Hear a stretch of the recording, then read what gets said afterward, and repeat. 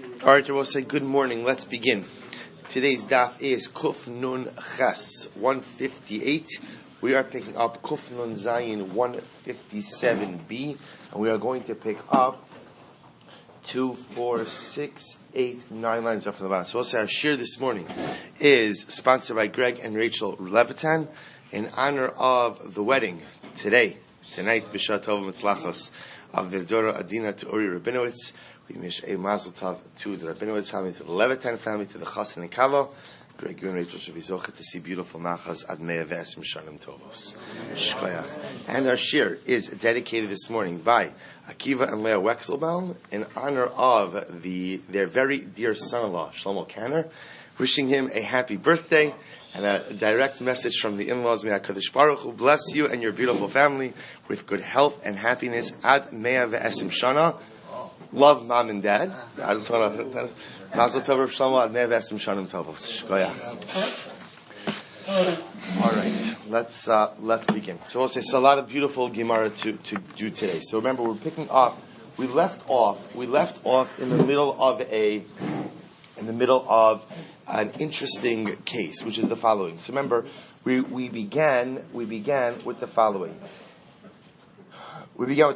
So we're talking about, let's go actually back just one moment, because we actually never closed out the question that we started with yesterday, which was the Shaila of Shmuel. So remember again, Shmuel asked the following question, De'ikni, what happens if I lend Ruvain money, and Ruvain says, not only is the property that I own now encumbered to this debt, but De'ikni, anything that I will acquire in the future, that should also be encumbered by this debt. So both say, so the Shaila is, can you create a present encumbrance on yet to be purchased property, right? Or so that's the fundamental shaila. So the easy resolution, of course, is according to Rabbi Meir, because Rabbi Meir holds that Adam Makna Davar Shalav Rabbi Meir holds that Halacha Lamaisi, you could go ahead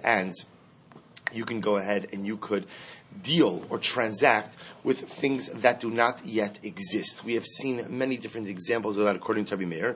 So according to Rabbi Meir, the ability to go ahead and say whatever I will acquire should have a lien against and should be encumbered by this debt is not a problem. So the Gemara is trying to ever figure out, what about halacha l'maaseh according to everyone else? Does this concept work or not? So we'll say the Gemara went back and forth in this yesterday. We have not yet reached a true resolution. But the question we left off with yesterday was the following: that halacha l'maaseh, what happens in the following situation? If you hold that a person could create an encumbrance upon yet to be purchased or yet to be owned property, and then Rabbi say, remember, the greatest manifestation of that is what? Is, let's say again, then the debtor goes ahead, borrows the money, right? Borrower borrows the money. Reuven borrows the money from me. Then he says, whatever I will acquire will become encumbered. And then, remember, he acquires property, then sells off that property. Am I, the creditor, able to go ahead and seize that property from the people to whom he sold it? That's the fundamental shaila. So the Gemara complicates this question a bit more and says, let's say I made the de'ikni arrangement with two creditors. I borrowed money from two people, and to both of them I said, whatever property I will purchase from you, whatever property I will purchase will become encumbered to this debt. I borrowed money from Reuven, I said it. I borrowed money from Shimon, I said it. Then what happens? The debt is due. I go ahead, I have no property to my name except for property that I purchased after the time of the debt. So the shaila that the Gemara is trying to figure out is, which creditor is entitled to that? Is it creditor number one or is it creditor number two? So we saw yesterday Machlokes Rav Nachman and Rav Huna. Rav Nachman ultimately said it's the first creditor who has the rights to the money. Rav Huna says Yachloku. Rav Huna said they should split it. In other words, they both have equal entitlement to it. And Rabba Baravu also said Yachloku. So we'll say with that, Amar Ravina. Ravina said, now we are 2, 4, 6, 8 lines up from the bottom. Amar Ravina. Mahadura Kama. Dravashi, Amar Lon Rishon Kana. We're both saying in the Madura Kama. Now, I will explain what this means in just a moment. Madura means literally the first cycle. In the first cycle of Ravashi, he said that the first creditor should acquire the land. Madura Basra, in the second cycle of Ravashi, Amar Yachloku. He said ultimately, again, creditors 1 and 2 should split should split the piece of property. Now take a look at the Rashbam for just a moment. Madura Basra, we'll say it's about 8 lines up from the bottom in the Rashbam. Kishechazar Talmudo Pam Shniya. So we'll say, so this is talking about when Rav Ashi went through Shas the second time. Says the Gemara, Nimsa b'tshuvas Rav Hai, Oper Shabbeinu Chanel, Rav Ashi Chaya Shishim Shana. Rav Ashi lived 60 years. Ubechol Shana, Machzer Talmudo b'shnei chodshi akalo, Nisan v'Tishrei.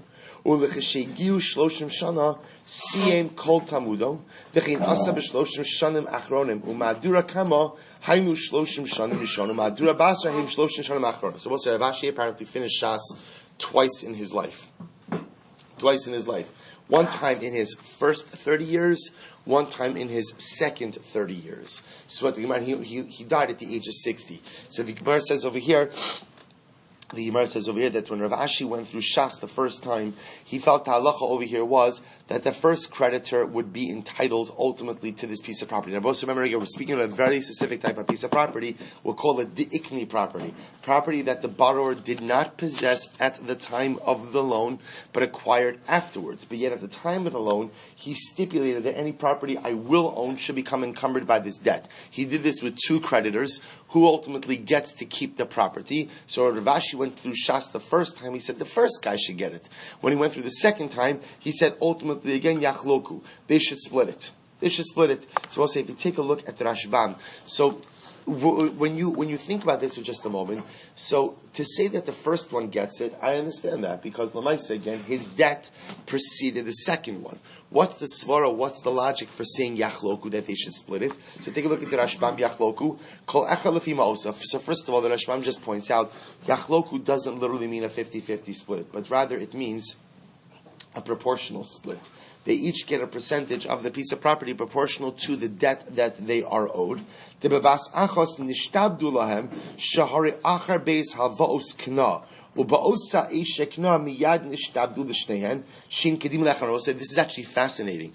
So what the Gemara says is like this. What the Rashbam, what Rav Ashi, the Madura Basra says is like this. Let's play out this case. Right, I borrow money from Ruvain, and I say, Ruvain, whatever property I will acquire ultimately will become encumbered to this debt. I borrow that's on Rosh Chodesh Tammuz. Then what happens? Rosh Chodesh Av. I come to Shimon and say, Shimon, I'm borrowing money. I don't have it. Right, whatever property I will acquire will become encumbered by this debt. Fine.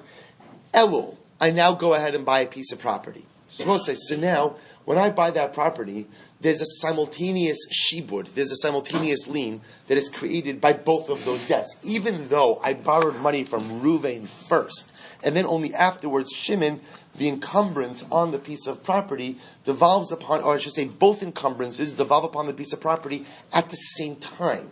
They both come on the piece of property at the moment that I purchased the property.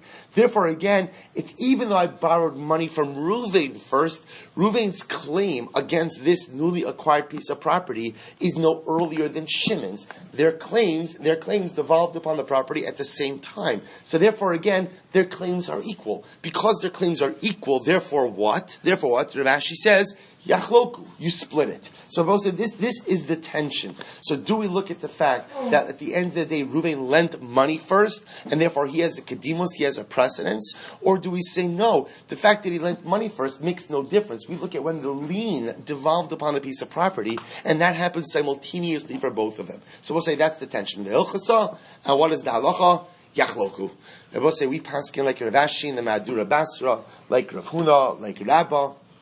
And we would say in a case like this, Yachloku. So ultimately, again, if the borrower were to create a future lien, or I should say a lien against any future properties acquired, and he did that with multiple creditors, we paskin that when he purchased the property, the liens devolve upon the property simultaneously, and therefore, again, they divided, all of the creditors will have an equal proportional share to the newly acquired property.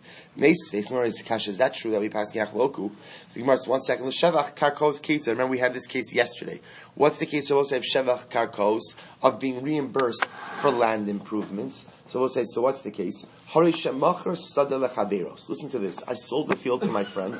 Vishpicha. And my friend improved this. So I sell a field to Ruvain. Ruvain improves the field. Uba bachol v'tarfa. And what happens? It turns out I had a creditor.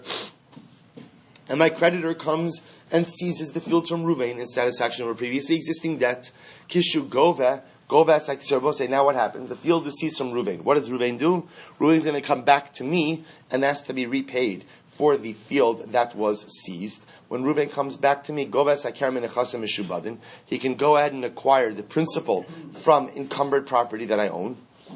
Actually, I shouldn't say encumbered property, He could collect the care and the principal from properties that I sold off after the date of that I sold him the property. That's hashevach min nechasim b'nei chorin. But ultimately, you're going to say the shevach, the improvements, ultimately again will come from nechasim b'nei chorin, from any what we call properties that I currently own. Vim Isha, that I will say, if what we just said before is correct, right? Namely, that it should only be entitled to Chatzi Shevach, then Chatzi Shevach Niboyle, then I will say, ultimately again, Reuven should only be entitled to collect half of the Shevach. Now what's happening over here? Take a look at the Rashbam for just a moment. Vim Isa Chatzi Shevach Niboyle, Kevan Shemachar Halova Sadehu, because of Lo Achrayis Halov, so we'll say, after now I'm the seller, but I'm also called the borrower, because I owe money to another creditor. So I went ahead and I sold the field to Reuven. Then Reuven improves the field. Nimsa, hamalva v'halokech shnei anoshin belova. So we'll say, it turns out now that there are two people who have a claim against me. Who are the two people who have a claim against me? My creditor, and the purchaser. My creditor and the purchaser. And I will say, they both, interestingly enough, have an encumbrance on the same piece of property, which is what? The land, ultimately, that I sold. Therefore, v'nimtza shevach kanoi lelova, achar shibud shnehen lemalva. B'chovo, ulokeach bekesef miknoso. Lefichach cholkin hashevach kidin lova. So we'll say this should be parallel to the previous case. And therefore, again, at most, the purchaser should only be entitled to go ahead and collect up to half of the costs for shevach, for improvement from my property, to which the Gemara says, you're right. My gova, nami diktani chatzi shevach, to which the Gemara says, you're absolutely right. Rather, what it means ultimately that he could collect for shevach from the chasim and echoron, that he could collect from land improvement from my unencumbered or unsold property. That means that he has the right to collect up to half of that amount. Good. So we'll say, so bottom line, how do we paskin over here? Because we'll say, really understand the most important piece in this entire sugya is this ability to encumber not yet owned property. When I go ahead and I sell and I lend money to Reuven. So the shaila is, what is the nature of my encumbrance? Does my lien only devolve upon property that Reuven, the borrower, owns now, or anything in the future as well? So also, how do we paskin? So the Shulchan Aruch, this is in Choshen Mishpat, Kuf Yud Beis Sif Aleph.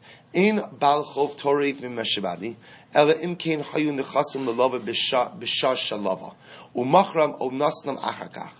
So we'll say, so under normal circumstances, the halacha is that a balchov, creditor, can only go ahead and seize sold property that was sold by the borrower, if ultimately, again, the borrower has no money to his name, no property to his name, and number two, that property was owned by the borrower at the time of the debt.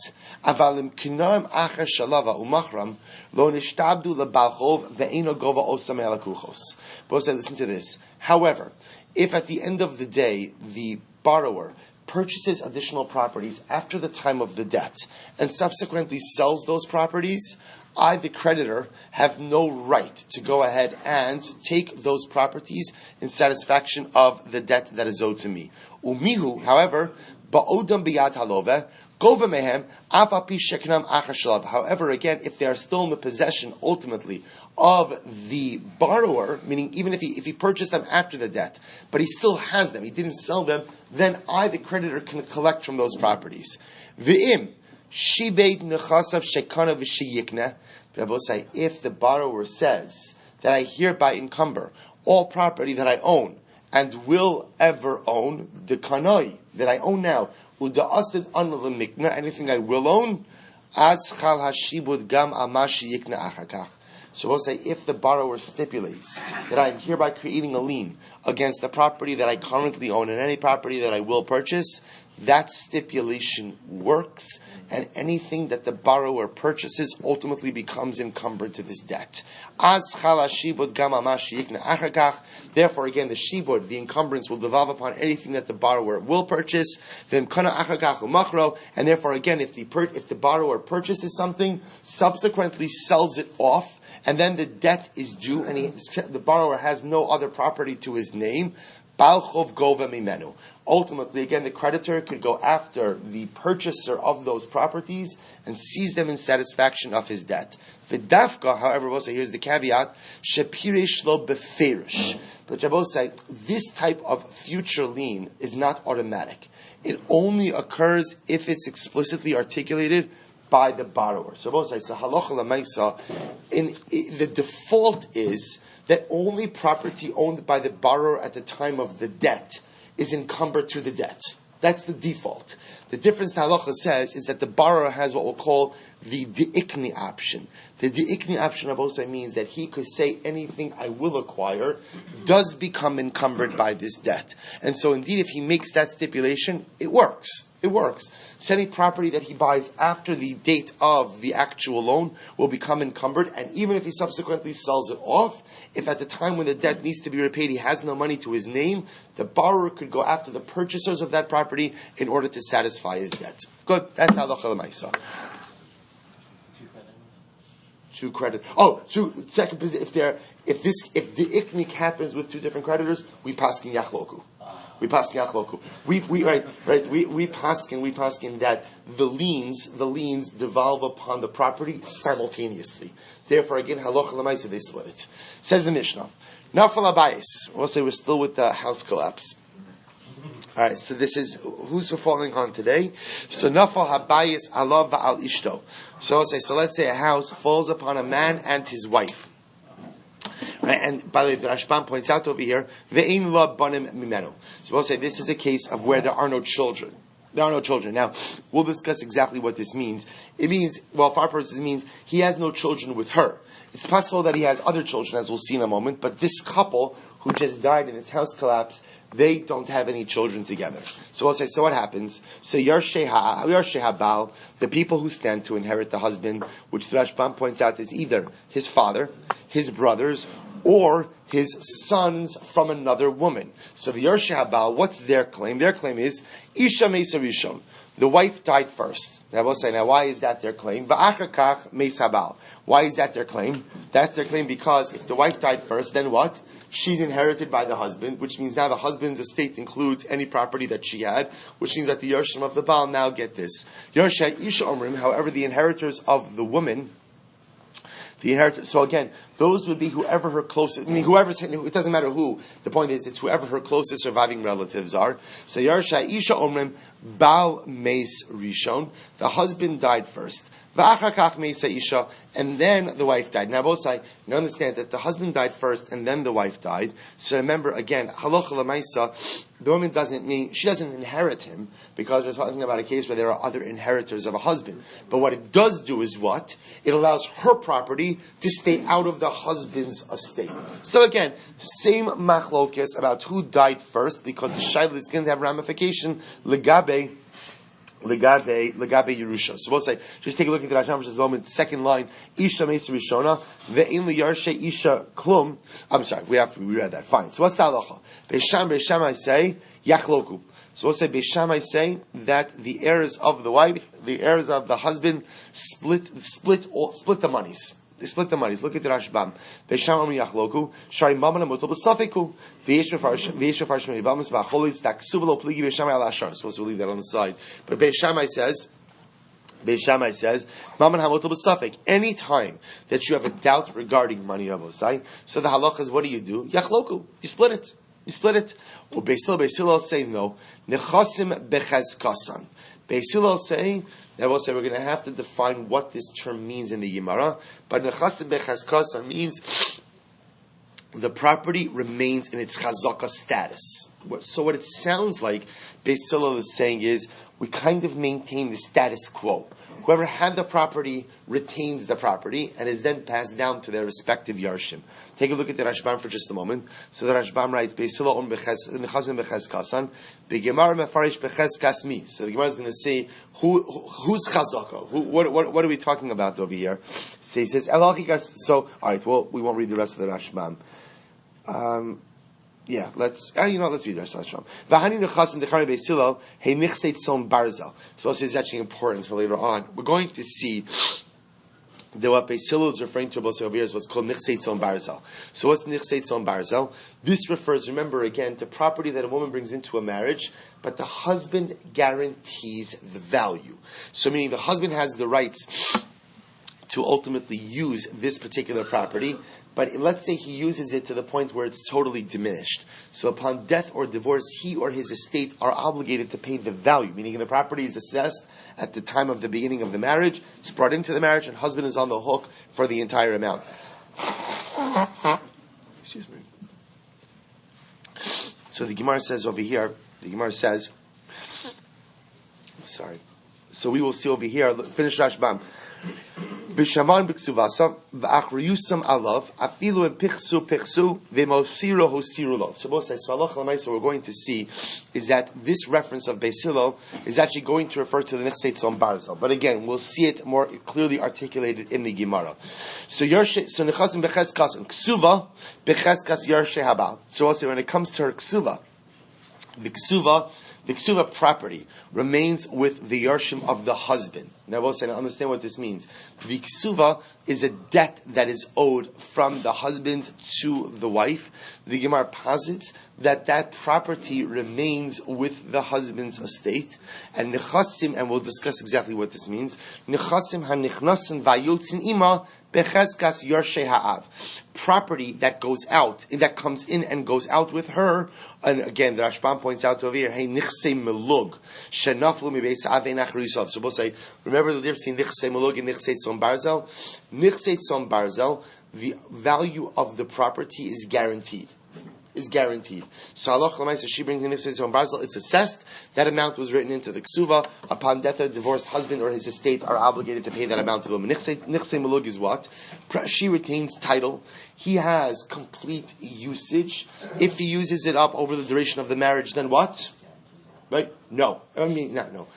Perhaps not, right? Meaning the idea is, if he uses it up, there's no guarantee. In other words, she retains title, so whatever is left over at the end of the marriage is hers, but should the asset just be totally, what's the word, depleted, right? Be totally depleted. So again, at the end of the day, he's not on the hook for anything. Tzon Barzel, he's on the hook for the amount. Nichsei Melug, she retains title, he has usage. If something left, fine, nothing. So the Gemara says over here that when it comes to, that's what's called nechasim hanichnasa vayotzin ima. They will say that's nichsei melug. So that's property that comes in and comes out with her. Becheskas yarshev. We'll say now cheskas yarshev means it's in the chazaka of those who would inherit her father, which is another way of saying that nichsei melug is under the ownership or under the chazaka of the wife's family. So let's analyze this. Really fascinating case. So the Gemara asks, Kufnun chesam days. Becheskas mi. So I will say, remember again, Beis Hillel makes a very interesting statement, whereas Beis Shammai says, in this case I will say where we don't know who died first, there's only one possible resolution. What's Beis Shammai's resolution? Yachloku. And again I will say, we understand, it's maman multiple suffix, it's money shrouded in doubt. And therefore, again, yachloku. Therefore, you have to split it. So Beis Hillel says in the chasim bechezkasan, we keep the property in its chazaka. So asks the Gemara, fine, bechezkas mi. Who? And what does that statement mean? So Rabbi Yochanan, so we'll say, remember again, Rabbi Yochanan Amar, bechezkas yarshe habal. Rabbi Yochanan says the property remains in the chazaka of those who inherit the husband. We'll say, if you take a look at the Rashbam for just a moment, now remember, what are we talking about here? That's why the Shabbat Mishnah is very important. We're talking about Nichseit Tzon Barzel.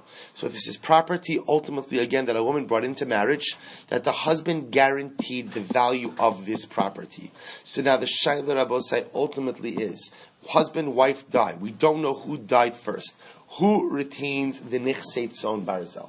So Rabbi Yochanan says, becheskas yarshei habal. Ultimately, again, the yarshim, the inheritors of the husband, they are the ones who retain the nechsei tzon barzel. What's the pshat? Take a look at the Rashbam. Third line down from the top. Becheskas yarshei habal. Shepichsu pichsu lo. V'mosiro hosiro lo. V'yochal hayu lemochran hilchach lo dam l'nechsei lo. Sibos, listen to this. Since the husband has complete responsibility for the value of these items, and since he even has the right to sell these items, so from a legal perspective, they're considered to be his. Therefore, in a situation like this where we don't know who died first, the wife or the husband, so the husband's yarshim, says Rabbi Yochanan, hold on to the nechsei tzon barzel. They hold on to that property. Rabbi Elazar says, becheskas yarshei isha. Rabbi Elazar, on the other hand, says no. The nechsei tzon barzel, Rabbi say that goes to the inheritors of the wife. What's the logic behind that argument? A simple logic, because why?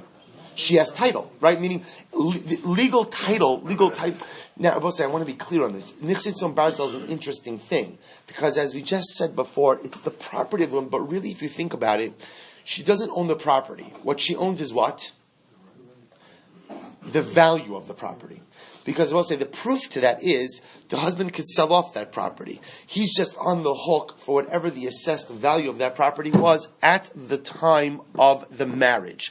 So there's this tension now, when they both die, we don't know who died first. So Beis Hillel says, keep the nechsei maluk, the tzon barzel property of the chazak, whoever had it. So Gemara says, shkoyach. Who does that mean? Rabbi Yochanan says, whoever had it, that's the husband.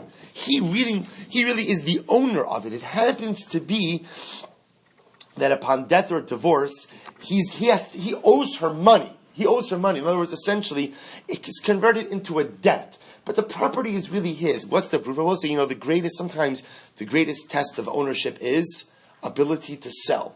We spoke about this earlier. If you have the ability to sell, that's a pretty good testament to the fact that you own it. So therefore, Rabbi Yochanan says, husband could sell it. Therefore, he owns it. Therefore, in this case, where we don't know who died first, we let that property stay in the chazaka in the possession of the Yarshei Abal. Rabbi Elazar says, what are you talking about? It's hers. Meaning, granted, the husband could sell it, but at the end of the day, she owns the value. Because she owns the value, therefore, I will say it's her chazak of ownership, and therefore it should go to her. Or I should say to her yarshim. But Rav Shimon Lakish, Mishum Bar Kafra, Rav Shimon Lakish says in Bar Kafra, Yachloku. They should split it. The Chintani Bar Kafra and Bar Kafra said, Hoil va'alalu ba'in liyaresh, va'alam bar liyaresh liachloku. And we'll say Bar Kafra said the same thing. Since both ultimately want to assert their right to go ahead and inherit, the only answer we have ultimately is Yachloku, they should split it. So we'll say, take a look at the Rashbam for just a moment. Yachloku, first short line.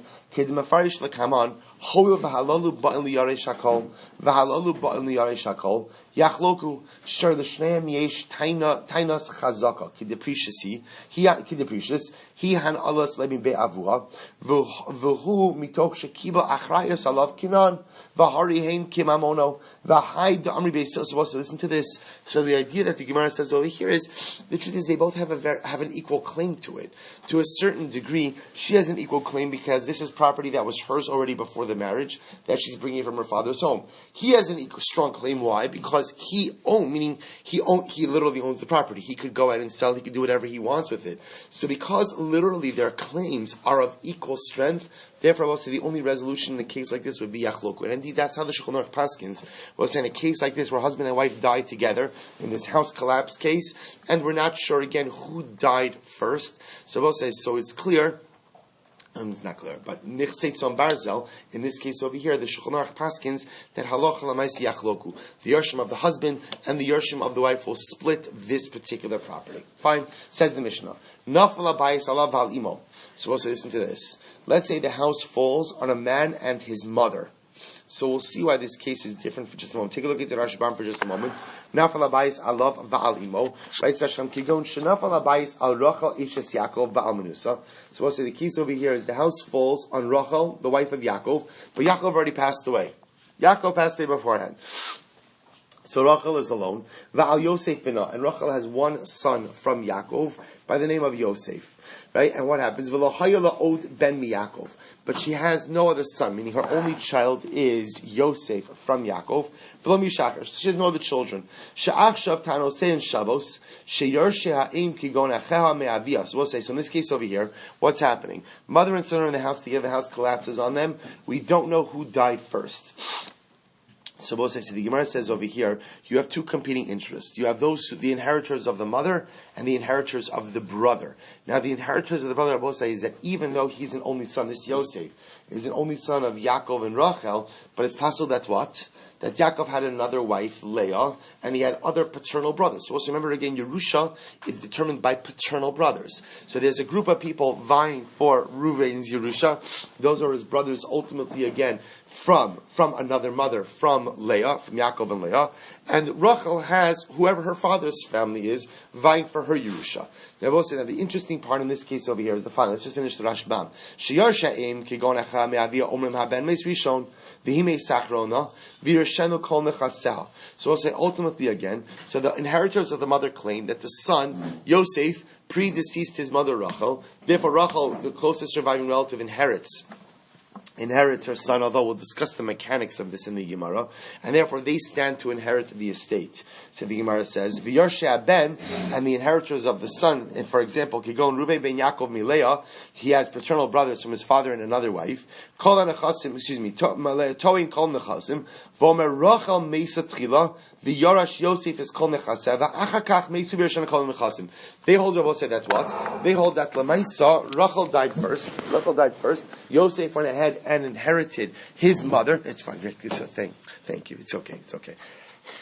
Yosef went ahead and inherited his mother, and therefore they stand to inherit the entire estate. So I'll say, so what do we do in this case? Back to the Mishnah. Elu v'elu modin shiachloku. So let's say, this is actually quite interesting. Everyone agrees in this case that what? That yachloku, that we split it. Now I will say, this is not such a chiddush because this goes back to what we just learned. In all of the previous cases, Rabbosai, we did not have equal claims. The reason we did not have equal claims is because remember again how this whole thing started. This whole thing started with competing claims between creditors and inheritors. So when you have creditors competing against inheritors, the claims are not on the same level. One is claiming Alts Yerusha, and one ultimately is claiming Alts Chovos, Alts debts. So again, we'll discuss why this is different than the previous Mishnah, because the previous Mishnah, seems to be the same way as well, but we'll get into the mechanics of this. The point the Gemara is making over Rabbi is you have two equal claims of Yerusha.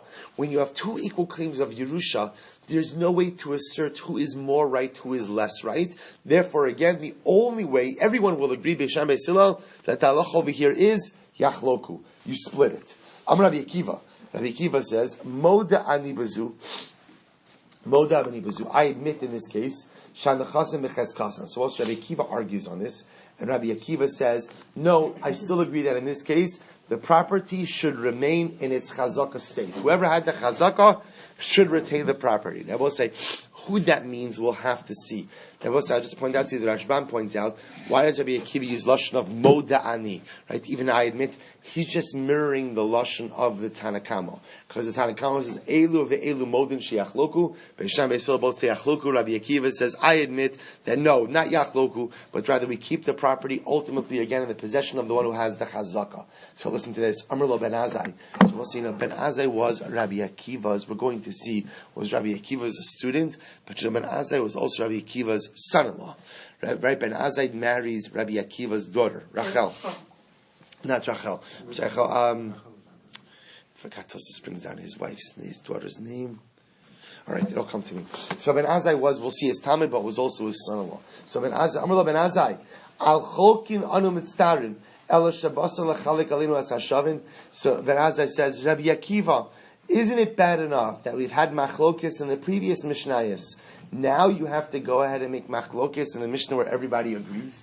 So Ben Azai saying to Rabbi Akiva, we've been dealing with this machlokis Beisham Beisilo. All these previous Mishnayos. Finally we come to a Mishnah where everyone agrees and you have to stir the machlokis pot and say that they disagree over here. So we'll discuss exactly what the nature of that statement means. It says the Gemara, so we'll say, says the Gemara, let's analyze this. So Rabbi Akiva comes along and says that even in this case, where the house falls on the son and the mother, Rabbi Akiva paskins, whereas the Tanakama says, according to Beisham Beisilo, Yachloku, they split the estate, meaning the inheritors split the estate property. Rabbi Akiva says the property remains in the chazak of the one who had it. Who does that mean? So Rabbi Ila Amar, Becheskas Yarshe'im.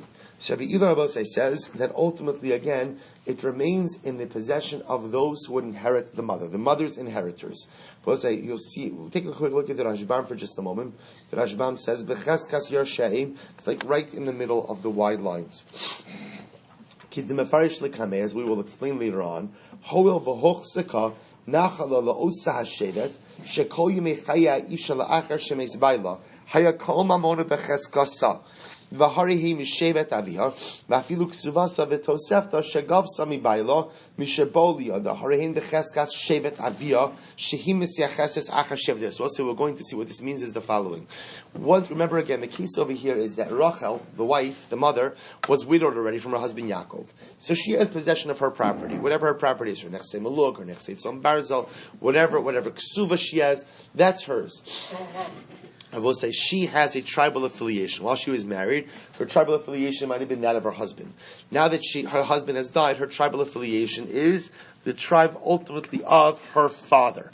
Because she's been a widow, the chazaka is that her tribe, her shevet, owns that property. Her shevet, owns that property. So therefore, again, Rabbi Elo says in this case, where mother and son died, and we don't know who died first, so what do we say? We say keep the property in its chazaka. The chazaka is with Yarshei Ha'im, those who will inherit the mother, because her tribe, her extended family, already has the chazaka of ownership. Rabbi Zera says, no, Becheskas Yarshei Ha'bein. Rabbi Zera says that it should ultimately remain in the chazaka, or in the possession of those who will inherit the son. I take a look at the Rashbam for just a moment. Becheskas Yarshei Ha'bein, the mishemes baila haya haben royal yarsha kodem lakol krovem mitzalav. We'll say no. The other opinion, namely Rabbi Zera, says that the property goes to the son's inheritors. Why? Because once the father dies, once Yaakov died, we'll say who was Rachel's first position inheritor? Who was the first position inheritor? Ultimately, it was her son, Yosef. So because of that, even during her lifetime, he has a certain chazaka on that property. Because he's a first possession inheritor, chazaka on the property, because of that, in this case of doubt, where we are not sure exactly who it is that died first, it is Reuven's inheritors that have the first right, ultimately, again, to the deceased mother's estate. We establish an inheritance line. So even before she dies, there's an inheritance. I mean, it's just a de facto. The Gemara says it's not, because in cases of doubt, the last thing we could do is we could rely on the last known chazaka. The last known chazaka before they died is that a son inherits his mother. So in this case where we don't know the order of death, you could only default back to the previously established chazaka, which was that the son was the first position creditor of the mother. So the Gemara says, Ki sadak Rabbi Zera, kam b'shitasi Rabbi Ela. So listen to this. When Rabbi Zera, Ki sadak, when he went up, he made aliyah. Rabbi Zera went from Bava to Eretz Yisrael, and what happens? He changed his mind. He reversed his position, and he paskin like Rabbi Ela, namely again that the property remains with the Yarshei Ha'im, that her shevet has a chazaka, therefore the property remains with her family. So Rabbi Zera reversed his position to Eretz Yisrael. So come Rabba b'shita, said Rabbi Zera. So we'll say, so Rabba came along, and he also upheld the shita of Rabbi Zera. Rabbi Zera said, what do you see from here? Shma mina avira deretz Yisrael machkim. I say, what do you see from here? I credit ultimately again this reversal in my position, this newfound position, to the heir of Eretz Yisrael. The heir of Eretz Yisrael just endows one with wisdom. Let's say you breathe in that holy air and just literally, just allowing your lungs and your soul and your heart to be oxygenated through the Kedusha of Eretz Yisrael changes who you are. I will say you don't need the Gemara to tell you this, because you know it. Because the moment you step off the plane and you breathe, even when you're breathing cabin air of Eretz Yisrael, right? Even cabin air of Eretz Yisrael is better than any other air to be found in the world. Now let's say, so again, Avida Yisrael Machkim. So there's a lot to say about this, we won't get into this now. So look at the Rashbam for just a moment. Rabbi Zera Shnaminach Avida Yisrael Machkim Shemesha Alisi Eretz Yisrael Nasati Es Libi Lazes Meshitasi Yerushalayim V'Lam Amidas Hadvarim. When I went, so we'll say this is actually an amazing Gemara. He's saying, when I came to Eretz Yisrael, listen to these words. Nasati es libi lotzeis mishitasi harishona.